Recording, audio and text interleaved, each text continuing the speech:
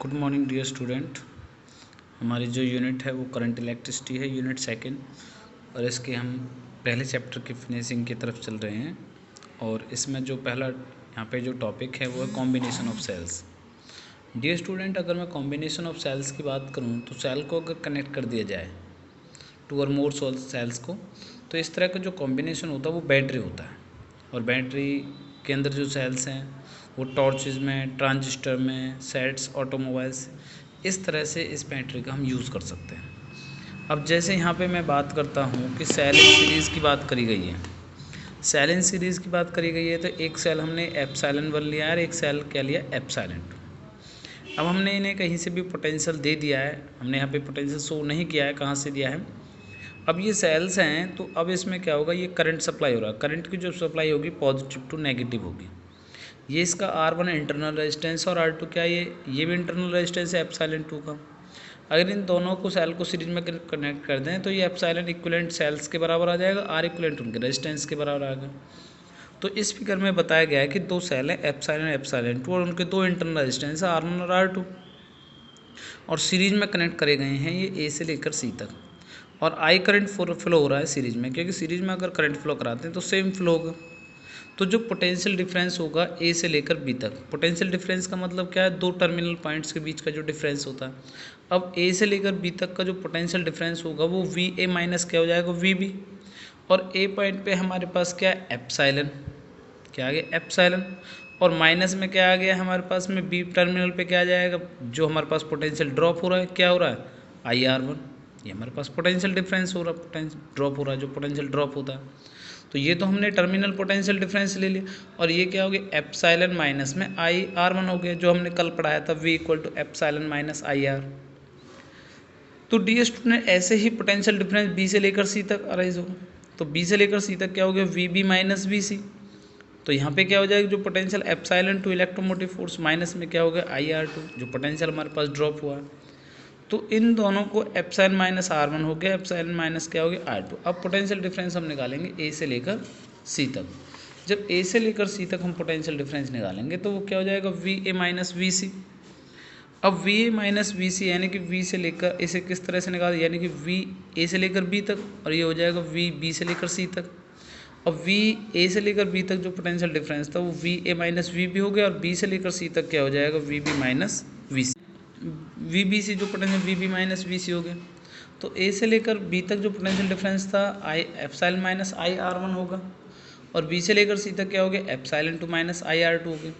तो एप्सिलॉन और एप्सिलॉन को हमने जोड़ दिया है, इसमें से I के आगे माइनस I कॉमन आ गया, तो क्या बच गया, R1 प्लस R2।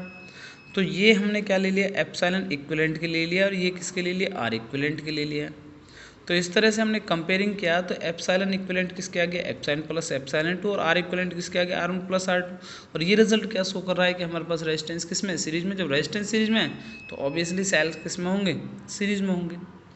अब हमने दूसरा जो टॉपिक लिया है वो सेल को किस में लिया, पैरेलल में। अब दो सेल ये हो गए एप्सिलॉन एप्सिलॉन 2, ये इंटरनल रेजिस्टेंस हो गया इसका R1 और R2।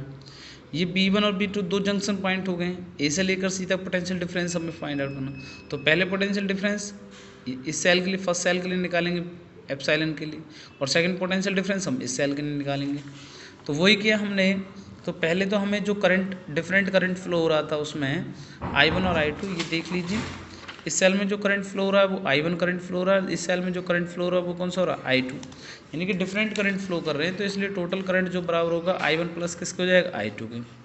अब जो पोटेंशियल डिफरेंस था फर्स्ट सेल के लिए अगर मैं बात करूँ, ये फर्स्ट सेल के लिए है, तो यहाँ से क्या होगा, बी से लेकर यहाँ तक, तो इस पे क्या हो जाएगा, एप्सिलॉन माइनस में क्या हो जाएगा, I1 R1 हो जाएगा, एप्सिलॉन माइनस I1 R1 हो जाएगा। और I1 को इधर ले जाएं तो I1 R1 प्लस का हो जाएगा, तो एप्सिलॉन माइनस क्या हो गया, V।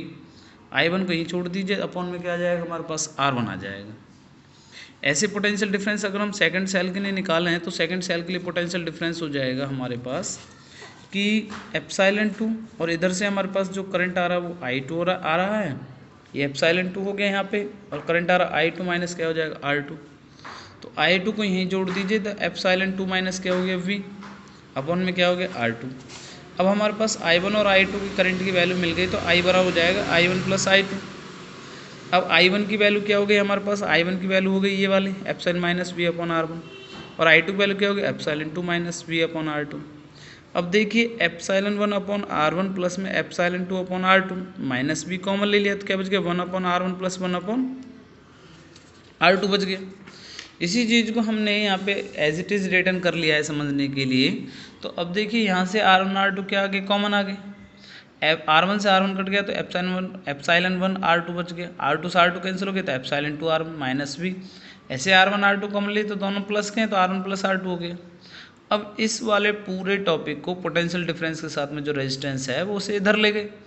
अब I जब इधर आएगा तो वो किसका जाएगा, माइनस का जाएगा इस वाले टर्म के साथ में। V को अब यहीं छोड़ दीजिए तो ये वाली जो टर्म है वो इसके साथ में भी डिवाइड में जाएगी और इस वाले के साथ में डिवाइड में। अब डिवाइड में गई इधर साइड दोनों साइड में तो R1 से R1 R2 कैंसिल हो जाएंगे, इधर R1 R2 अपन R1 प्लस R2 बच गए, तो ये वाली टर्म इसके नीचे आ गई और R1 R2 क्या बच गया R1 प्लस R2 बच गए। तो ये वाला जो पूरा कंसेप्ट है ये क्या किसके आगे, एप्सिलॉन इक्विवेलेंट के आगे, और ये वाला पूरा कंसेप्ट किसके आगे, R इक्विवेलेंट के। अगर मैं इन दोनों इक्वेशंस को देखता हूँ तो ये पता लग रहा है कि एप्सिलॉन इक्विवेलेंट किसके आ रहा है, epsilon 1 R2 plus epsilon 2 R1 upon R1 plus R2, और R इक्विवेलेंट किसके आ रहा है, R1 R2 upon R1 plus R2 के आ रहा है। अब इसके बाद में ये पता लग चुका है हमारे पास में, अगर मैं इन दोनों टर्म्स को क्या कर देता हूँ, डिवाइड कर देता हूँ कि एप्सिलॉन इक्विवेलेंट को R इक्विवेलेंट से हमने डिवाइड किया तो डिवाइड करने के बाद क्या R1 R2 कैंसिल हो जाएगी प्लस के, अपॉन में ये वाली टर्म बच जाएगी। अब इस वाले टर्म के ये भी नीचे आएगा, इस वाले टर्म के ये भी नीचे आएगा तो क्या बच गया epsilon 1 upon R1 epsilon 2 upon R2, यानी कि 1 अपॉन R इक्विवेलेंट अगर निकालना है तो 1 upon R1 plus 1 upon R। जब रेजिस्टेंस किस में पैरेलल वाला रिजल्ट आ गया तो इसका मतलब क्या हो गया कि जब रेजिस्टेंस पैरेलल में तो ऑब्वियसली सेल भी किस में होंगे, पैरेलल में। तो आई होप डियर स्टूडेंट कि आप समझ में आ गया होगा आप लोगों के। अगर फिर भी कोई प्रॉब्लम्स आती है तो देन वी कंसर्न। इसके बेसिस पर मैंने एक असाइनमेंट्स तैयार किया है 4 न्यूमेरिकल्स का, वो आप देख लीजिए। अगर किसी भी टॉपिक के न्यूमेरिकल्स कोई प्रॉब्लम्स आती हैं तो फ़ोन करिए डायरेक्ट मेरे पास में, ये देख लीजिए अच्छे तरीके से। Okay, thank you so much.